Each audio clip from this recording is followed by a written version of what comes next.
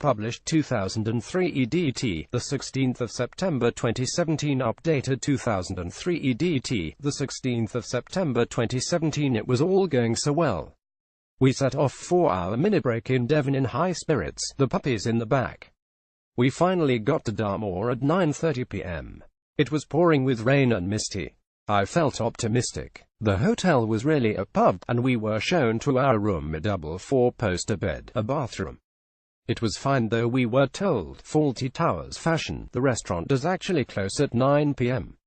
David hadn't touched me once while we were in London, but I wasn't worried. We were both tired. The next day, we set off for lunch at the Pig at Goom. The countryside was glorious, and as we drove there, I felt content, happy, even though despite the website trumpeting how relaxed the Pig is, I was told dogs are not allowed inside the main house. Could you leave them in the car, the waitress suggested. I gave up the habit of a lifetime and just said, oh, okay. I suppose it's dull and breezy. David ordered me a glass of champagne and I ordered my favorite dish, stuffed courgette flowers, picked only moments before. He had 3 courses, and Campari and tonic. I'm sorry if this sounds like a restaurant review. My point is that lunch cost £148. I paid. We then drove to Sidmouth, where I took the dogs on the red sandy beach. David couldn't walk, so sat and waited for me, smoking. I told him tales of how I had holidayed here as a child and showed him the house at the top of the hill where my dad had rented a flat for a week. My poor mum still had to cook all our meals and butter rolls for the beach, which we ate, cowering behind a windbreak. David was quiet, which isn't unusual.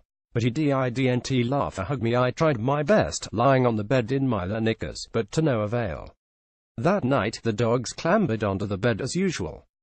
David disappeared for a smoke, so I looked at his texts. Lots and lots to a male friend, arranging to meet up and have coffee. When he returned, I was asleep, Gracie sprawled on his pillow.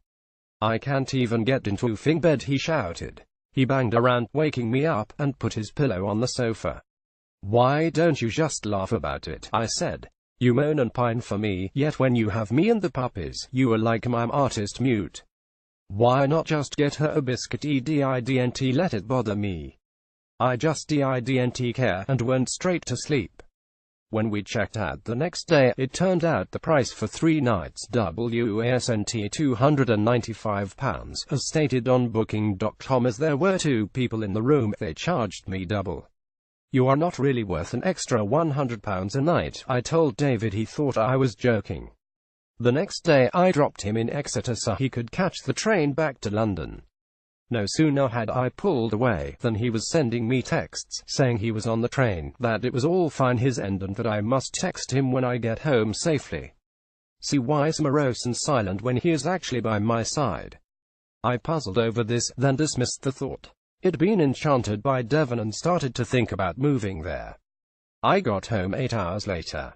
Went to bed and woke to a text from David, sent at 2 a.m., full of plans and excitement. I had told him of my new rule: I'm not going to look at texts, emails, or my phone on a Sunday, so had written, you don't have to read this till Monday, but I couldn't help myself. I replied, that's the most animated you've been in a week. Why were you so monosyllabic on our mini break? So miserable, thanks, he replied. I think you should stick to your rule of not using your phone on Sundays, I replied. Oh, and you need to pay your half at the hotel, as they charged me double. You had a free meal at Moro. A free meal at Pharmacy. A free meal at the Pig. Send me the details and I will call them. I paid my way dinner at the Saddle Room, dinner on our last night. Send you the details. What a month. Your PA, you stayed there. Find the details yourself. So that was it. Our Devon mini break ended in tears.